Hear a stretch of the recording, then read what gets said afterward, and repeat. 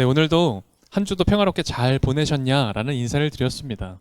제가 이런 인사를 드리는 이유는 한 주간 아무 일도 없이 좋은 일만 있으셨느냐라는 질문을 드리는 건 아니죠. 좋은 일이건 혹은 좋지 않았던 일이건 상황과 관계없이 하나님이 주시는 이 마음의 평화를 누리셨느냐라는 질문과 인사입니다. 우리가 때로 살아가다 보면요. 시시때때로 그리고 갑자기 불안이 걱정이 찾아올 때가 있습니다. 아무 일도 사실은 벌어지지 않았는데 근데 막 걱정에 휩싸일 때가 있어요. 그래서 이런 걱정에 휩싸이면 굉장히 마음이 조급해집니다. 막 누가 쫓아오는 것처럼 막 불안해요. 그래서 그럴 때 어떻게 되냐면 우리는 삶에 힘이 이렇게 꽉 들어갑니다.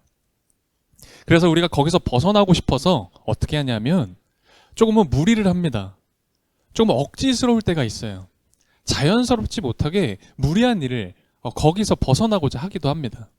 또 때로는요, 진짜 아무것도 아닌데, 별거 아닌데, 거기에 감정을 쏟아버리고 소모하기도 해요. 한 주간은 어떻게 보내셨습니까? 저도 역시 걱정과 불안에 휩싸일 때가 많이 있습니다. 제가 걱정과 어떤 불안에 휩싸일 때, 왜 그렇게 걱정할까를 생각해 보면 크게 두 가지더라고요. 첫 번째는요, 어떤 목적이 생기면 그래요. 이 목적이 잘 이루어졌으면 좋겠다라는 생각이 듦과 동시에 그렇게 되지 않으면 어떡하지? 이 생각으로 걱정을 합니다. 또 한 가지는 결핍 때문에 그래요. 나에게 건강이 결핍되거나 혹은 경제적인 문제로 결핍이 있거나 혹은 인간관계에 있어서 어떤 결핍을 느끼게 되면 그러면 제가 불안하더라고요. 걱정이 되더라고요. 그래서 저도 이 걱정에 빠지면요. 가끔 두통에 시달립니다. 저도 때로는 무력감을 느끼고 절망감에 빠질 때도 있습니다. 그래서 삶의 힘이 이렇게 꽉 들어가요. 손에 힘을 꽉 쥐는 것처럼 제가 삶에 힘을 주고 살아가더라고요. 그래서 저도요, 때로는 자연스럽지 않은 억지스러운 일을 무리해서 하거나 아무것도 아닌 일에 감정을 막 쏟아버리기도 해요. 여러분들은 이런 불안과 걱정이 밀려오실 때 그럴 때 어떻게 하십니까? 어떻게 하세요? 내가 너무 지금 힘을 주면서 살아가는데? 라고 느끼면 어떻게 하세요? 저 같은 경우는 그런 불안, 걱정에 휩싸일 때 내가 너무 삶에 힘을 너무 주는 거 아닌가라는 생각이 들 때 저는 그때 느끼는 감정들, 그게 분노라든지 걱정이라든지 그 어떤 두려움이라든지 그걸 고스란히 가지고 와서 저는 침묵합니다. 이 침묵할 때 제가 하는 게 있어요. 그게 뭐냐면 제가 느끼는 그 감정 있잖아요. 불안이라든지 두려움이라는 그 감정에 점수를 매깁니다. 10점까지 만점이라고 하면 내가 지금 느끼는 감정은 한 2점이네. 5점이네. 오늘은 감정에 저는 점수를 좀 매겨줘요. 그런데 이게 심리적으로 굉장히 좋은 일이라고 하더라고요. 실제로 내가 빠진 이 감정에서 잠깐 나오게 해준대요. 실제로. 그래서 내 감정에서 잠시 벗어나서 내 감정을 바라보고 조금은 마음을 객관적으로 만들어준다라고 하더라고요. 그래서 저는 꼭 잠시라도 잠깐이라도 잠깐 침묵하는 시간, 잠깐 혼자만의 시간을 갖습니다. 그리고 그 이후에 물론 잘 읽진 않습니다. 하지만 성경은 무조건 펴놔요. 그리고 시내가에 심은 나무라도 펴놓습니다. 읽진 않더라도 말씀을 펴놓고 제가 잠시라도 묵상하려고 하는 거예요. 그리고 묵상이 사실 잘 되지 않을 때도 많이 있습니다. 그러나 이 한 가지를 저는 꼭 떠올리려고 합니다. 그게 뭐냐면 지금 내가 누구와 함께 있느냐? 내가 지금 누구랑 있지? 나랑 함께하는 분이 누구시지 도대체? 라는 생각을 계속합니다. 저와 함께하는 분이 누굴까요? 네, 하나님이시죠. 우리 주님께서 나와 함께하고 계시고요. 우리 주님이 여러분과 지금 함께하고 계십니다. 이렇게 내가 하나님 안에 있지, 하나님이 나와 함께 계시지, 하나님이 정말 살아계시지라는 걸 되뇌이고 생각하고 묵상하면요, 어느새 두려움이라는 감정이나 이 걱정이라는 감정이 어느새 저기 멀리 가 있는 게 느껴집니다. 점차 떠난다는 게 느껴지고요. 그리고 꽉 쥐고 있던 이 손의 힘을 조금 펴게 되더라고요. 막 힘을 꽉 쥐고 있었는데 힘이 좀 빠지더라고요. 주님이 나와 함께 하신다. 하나님이 나 이끌어 가신다. 내 삶의 주관자이시다. 주인이시다라는 것을 떠올리고 되뇌이면 힘이 빠지더라고요. 그리고 힘이 빠져서 끌려다닙니다. 하나님의 이끄심에 제가 끌려다니는 거예요. 이 세상 목소리에, 내 내면의 목소리에 내가 계속 끌려다녔는데 이제 거기에 끌려다니는 게 아니라 하나님한테 막 끌려다니는 거예요. 그러니 어떨까요? 마음이 평화롭더라고요. 하나님한테 끌려다니니까, 하나님께 인도를 받으니까 자유롭더라고요. 우리가 내 삶의 주인 되신 하나님을 우리 모두가 사실은 고백합니다. 고백하고 알고 그렇게 살기를 힘쓰고 있죠. 우리가 정말 내 삶의 주인이 하나님이시다라고 기억하고 고백하고 되뇌인다면 우리는 몸에 힘을 주었던, 그리고 우리 삶에 힘을 주었던 것들이 점차 힘이 풀리는 걸 느끼게 됩니다. 불안과 두려움, 그 걱정에서 멀어지는 게 느껴져요. 우리 모두가 내 삶의 주인이, 우리 삶의 주인이 하나님이시다라고 고백할 수 있는 이유가 뭘까? 그 근거가 뭘까를 오늘 이 민수기 말씀을 통해서 살펴보고자 합니다. 오늘 민수기 말씀은 이렇게 기록하고 있었어요. 제가 다시 1, 2절을 읽어드리겠습니다. 주님께서 모세에게 말씀하셨다. 너는 이스라엘 자손에게 명령하여라. 너는 그들에게 말하여라. 정해진 절기에 따라서 너희는 내가 받을 제물, 내가 먹을 음식, 곧 나에게 불살라 바쳐서 나를 기쁘게 하는 향기의 희생제사를 어김없이 바치도록 하여라. 아멘. 지금 말씀을 보면 하나님께서요, 이스라엘이 가지고 있는 것들에 대한 이야기를 하세요. 이스라엘이 소유하고 있는 거 있잖아요. 그것에 대해서 하나님이 이런 표현을 하세요. 뭐라고 하시냐면 내 재물, 내가 먹을 내 음식, 내 것, 나를 기쁘게 하는 것, 이라는 표현을 하십니다. 그러니까 이스라엘이 가지고 있던 것, 소유하는 것에 대해서 그게 너희 것이 아니라 내 거라는 거예요. 내 거다. 나한테 바칠 재물이라고 합니다. 그리고 심지어 이런 표현이 있어요. 2절에는 정해진 절기에 따라서 라는 표현이 있어요. 이 표현이 뭐냐면 시간마저도 내 거라는 거예요. 시간마저도, 너희가 쓰는 그 시간마저도 너희 게 아니라 내 거다.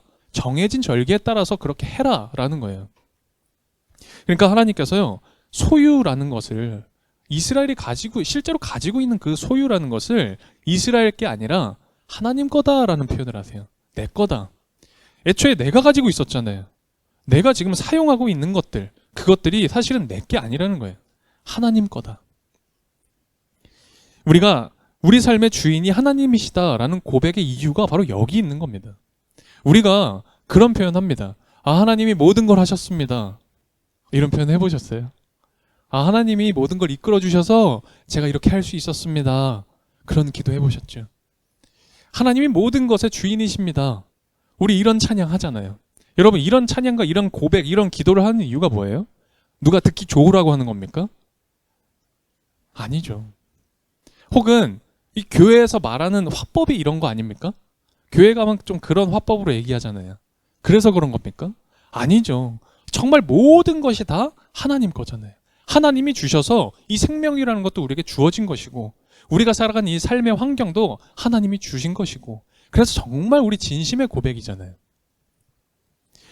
오늘 우리가 28장을 봤는데 그 바로 앞에 26장을 한번 살펴보면 좋을 것 같아요.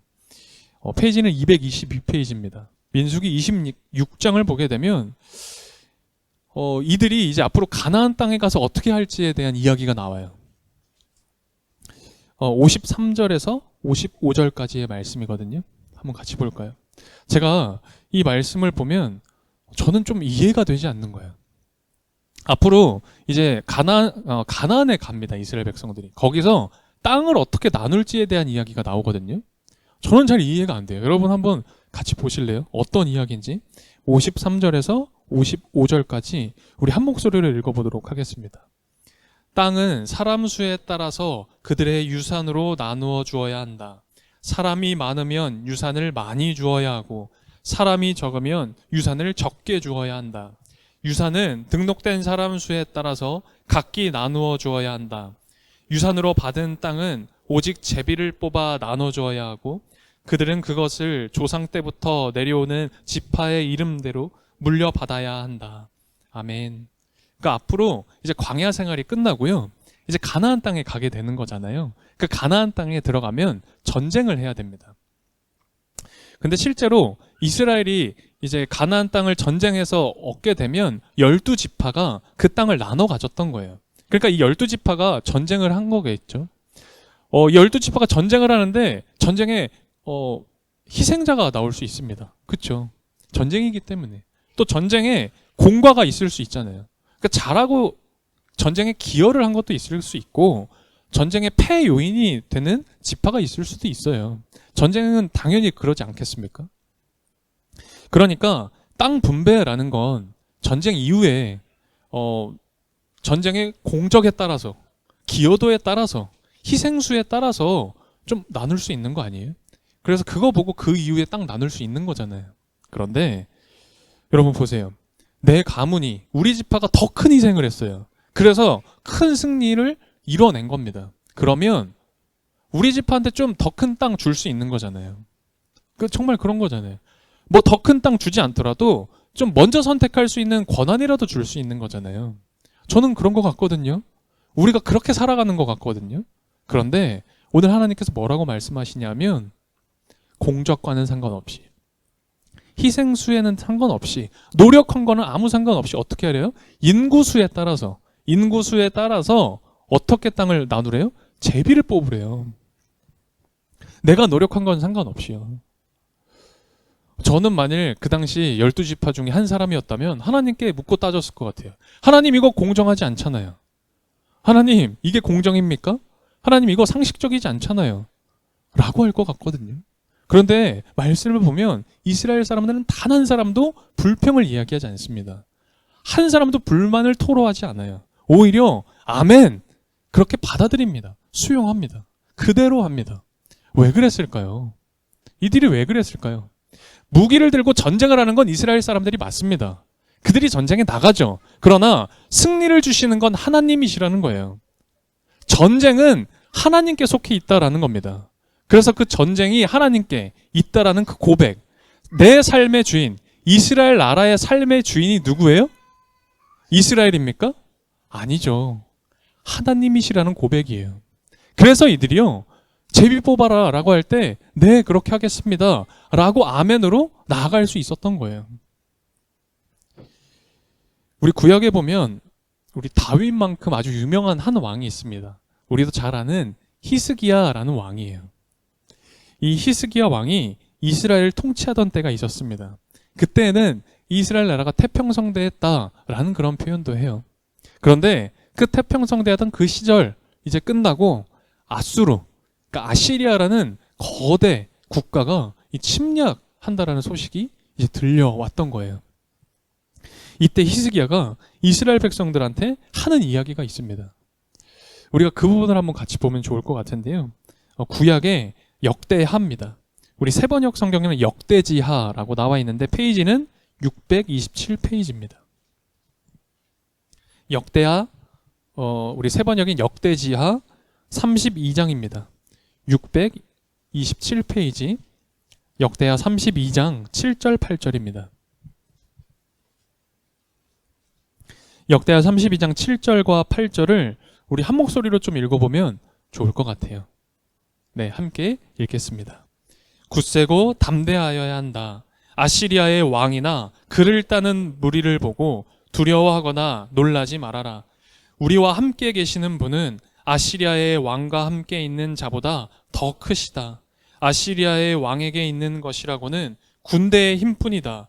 그러나 우리에게는 우리를 도우시고 우리를 대신하여 싸우시는 주 우리의 하나님이 계신다. 백성은 유다 왕 히스기야의 말을 듣고 힘을 얻었다. 아멘. 당시 이스라엘이라는 이 나라는 굉장히 작았어요. 얼마나 작았냐면 우리나라 경기도보다 더 작습니다. 그런 나라가 이스라엘이에요. 그런 나라를 다스리고 있던 건 히스기야 왕이었습니다. 여러분 한번 생각해 보세요. 거대 국가, 패권을 쥐고 있던 이 아수르라는 나라가 이제 전쟁을 일으킨 거예요. 그런데 경기도보다도 작은 그 이스라엘, 여러분 침략 못 하겠어요? 여러분 그 작은 나라에서 군사 수가 얼마나 됐겠어요? 나와봤자. 아수르가 못 이겼겠습니까? 여러분 우리가 당시 이스라엘 나라 사람이라고 생각해 보세요. 어땠을까? 너무너무 무서웠을 것 같아요.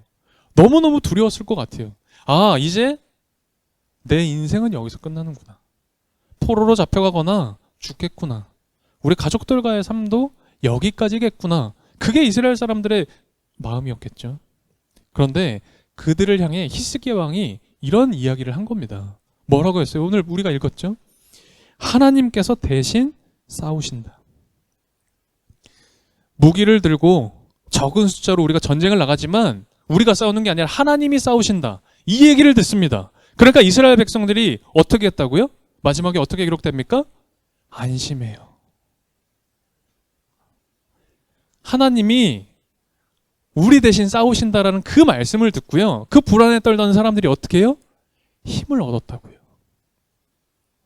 힘을 얻습니다. 저는 이 믿음이요. 너무너무 부럽더라고요. 아, 나도 이렇게 살고 싶다. 아, 오늘 평화교회가 정말 이런 믿음으로 나아갔으면 좋겠다. 그런 생각 들더라고요. 여러분, 모든 것이 하나님의 것입니다. 모든 것이 하나님의 소유입니다.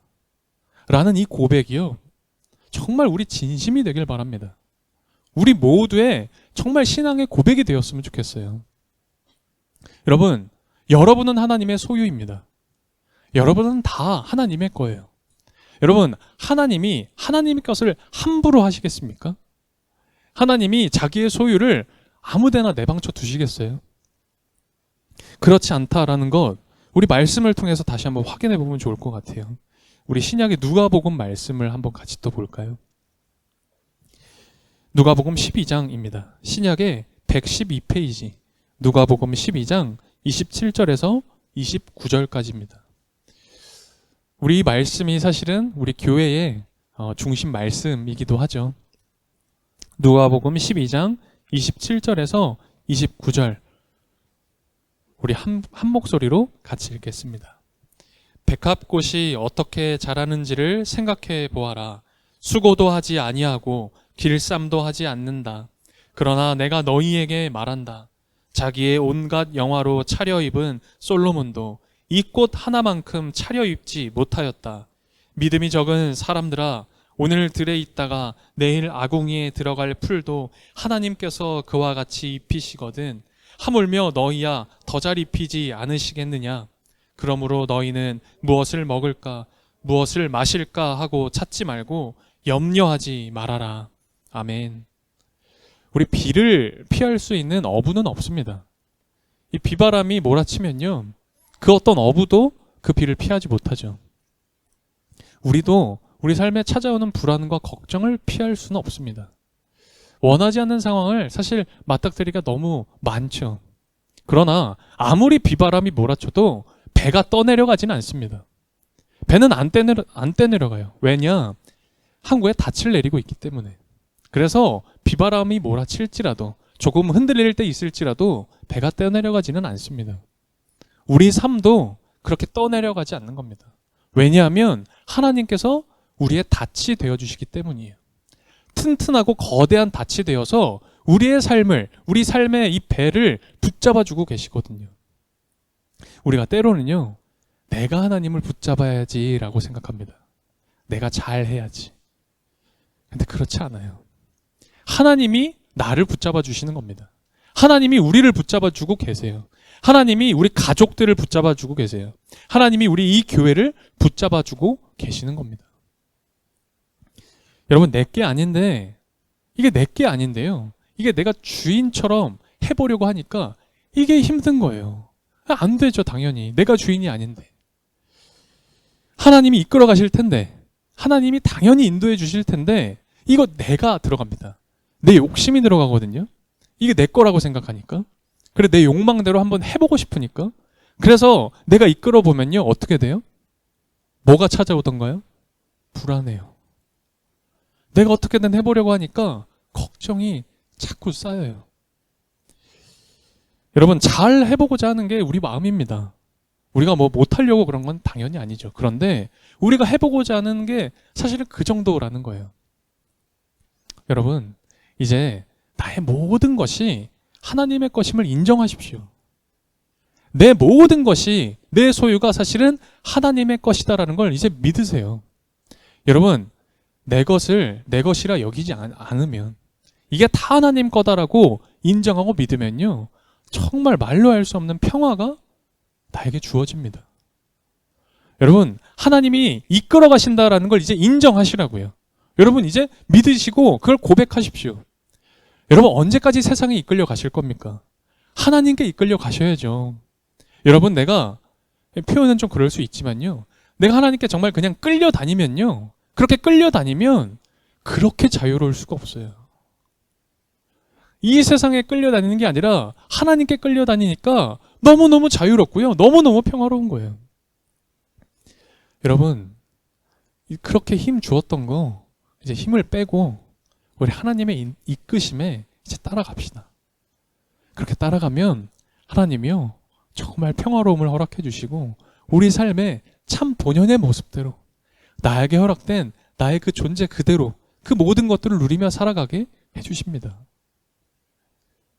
정말 자유롭게, 그리고 정말 주님이 주시는 평화로 마음껏 이 삶을 살아갈 수 있는 오늘 평화교회가 되기를 간절히 소망합니다.